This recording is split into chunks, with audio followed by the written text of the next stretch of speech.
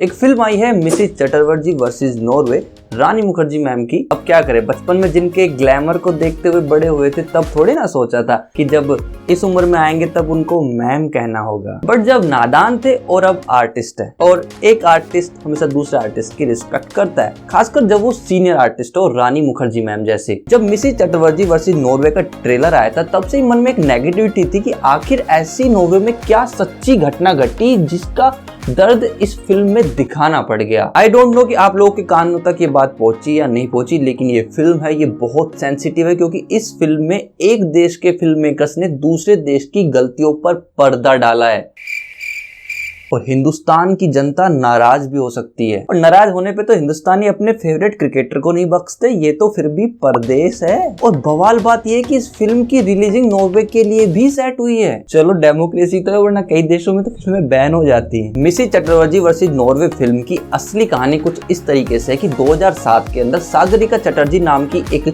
Lady होती है जो कि वेस्ट बंगाल से होती है, अपने पति के साथ नॉर्वे में शिफ्ट होती हैं। उसके बाद इनके 2 बच्चे होते हैं और 2010 के आसपास एक केस सामने आता है। नॉर्वे की चाइल्ड वेलफेयर सर्विसेज ने सागरिका से उनके दोनों बच्चों की कस्टडी ले ली है, जिनमें से एक बच्चा लगभग 3-4 साल का और एक बच्चा अभी भी ब्रेस्ट फीडिंग पर है। और माँ को बच्चों से अलग करने की वजह ये बताई गई कि जो माँ है वो बच्चों का पालन पोषण करने के लिए पूरे तरीके से फिट नहीं है। कल्चरल डिफरेंसेस होने की वजह से बच्चों को सही तरीके से पालने का तरीका उन्हें नहीं आता। घर में डोमेस्टिक वायलेंस का माहौल रहता है पति पत्नी के बीच, एंड ब्ला ब्ला। और इसी तरीके से केस एक कोर्ट से दूसरे कोर्ट में गुजरते हुए नॉर्वे से हिंदुस्तान तक आता है और लगभग 3 साल बाद सागरिका चटर्जी को उनके बच्चों की कस्टडी मिलती है इंडियन कोर्ट के अंदर। इस पूरे टाइम पीरियड के दौरान सागरिका चटर्जी की मेंटल सिचुएशन क्या होती है, वो किस ट्रॉमा से गुजरती है, माँ को क्या दर्द होता है, बच्चों के ऊपर क्या बीतती है, उसकी वजह से पूरी फैमिली पे क्या असर पड़ता है और कैसे 2 देश आमने सामने होते हैं, इस पूरी कहानी को रानी मुखर्जी ने अपनी इस फिल्म के अंदर दिखाया है, जो कि बेहद बढ़िया तरीके से दिखाया है। लेकिन अब एक सवाल ये भी पैदा होता है कि उन लोगों का क्या रिस्पॉन्स है जिनको इस मूवी के अंदर नेगेटिव दिखाया गया है। जैसे कि उनके हस्बैंड को दिखाया, जिनको सिर्फ और सिर्फ अपनी सिटीजनशिप की पड़ी है, उनको नहीं पड़ी कि उनके बच्चे सही सलामत कब वापस आएंगे कब नहीं आएंगे, ऐसा कुछ प्रिटेंड किया है। वहीं पे नॉर्वे की चाइल्ड वेलफेयर सर्विसेज के लोग हैं, वहीं पे उनका कानून है और वहां पे लोग हैं वो कोऑपरेट नहीं कर रहे हैं उसके साथ। तो डोंट वरी, मैं अपनी रिसर्च में उनका रिस्पॉन्स भी आपके साथ शेयर करने वाला हूं। नॉर्वे की चाइल्ड वेलफेयर सर्विसेज ने ये बयान दिया है इस फिल्म को देखने के बाद में कि इस फिल्म में जो दिखाया गया है वो वर्क ऑफ फिक्शन है, मतलब कंप्लीट फैक्ट्स नहीं है, उनको अपने तरीके से तरोड़ा मरोड़ा गया है। और साथ ही में अपनी तरफ से एक्सप्लेनेशन दी है कि इस केस के दौरान उन्होंने कल्चरल डिफरेंसेस की वजह से, यानी इंडिया का कल्चर कुछ है और नॉर्वे का कल्चर कुछ है बच्चों को पालने का, उस वजह से उनको अलग नहीं किया था। बात इसके अलावा थी बाकी। खैर ये तो वो थे जिनको नेगेटिव मूवी में दिखाया, लेकिन उसका क्या रिस्पॉन्स है जिसके ऊपर ये फिल्म बनी है, यानी रानी मुखर्जी ने सागरिका चटर्जी का जो रोल प्ले किया है उसके अंदर सागरिका चटर्जी का क्या कहना है। उन्होंने मूवी देखने के बाद में ये कहा है कि इस मूवी के अंदर जो ट्रॉमा दिखाया गया है वो ट्रॉमा सिर्फ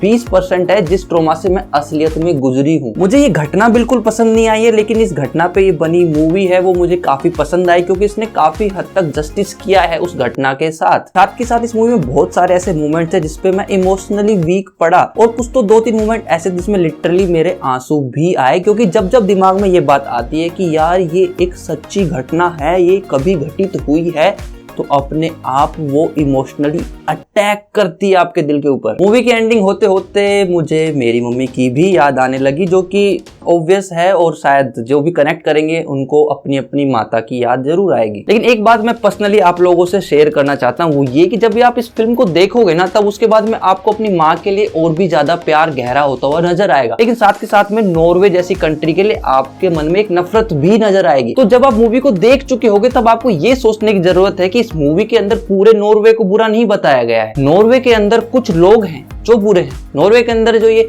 चाइल्ड वेलफेयर सर्विसेज के कुछ लोग हैं वो करप्ट हैं। तो इसी तरीके से हर देश के अंदर उसके नेगेटिव एस्पेक्ट्स होते हैं और वो ही इसके अंदर दिखाए गए हैं। साथ साथ में आपको ये चीज पे ध्यान देने की जगह नॉर्वे से नफरत करे, आपको ये ध्यान देना चाहिए कि अपना देश होता है और उससे हमेशा हर देशवासी को प्यार करना चाहिए। इन सभी इमोशनल एस्पेक्ट्स को छोड़ते हुए मैं प्रैक्टिकली फिल्म मेकिंग के जरिए से इसको रेटिंग देना चाहूँ अपने मायने से, तो मैं रेटिंग दूंगा 3.8 आउट ऑफ 5। इसके अलावा मैं आप सभी को सजेस्ट करूंगा कि ये एक मस्ट वॉच मूवी है, हर इंडियन को जरूर देखनी चाहिए। चाहिए और नॉर्वे के लोगो आपको भी देखनी चाहिए। एन के टिप्पणी के नाम से इंस्टाग्राम पे भी एक ऑफिशियल अकाउंट ओपन हो चुका है, तो वहां पे जाके आप हमसे कनेक्ट हो सकते हैं, डायरेक्ट बातचीत कर सकते हैं, कमेंट बॉक्स के ऊपर अपनी टिप्पणी भी कर सकते हैं एन के टिप्पणी पे।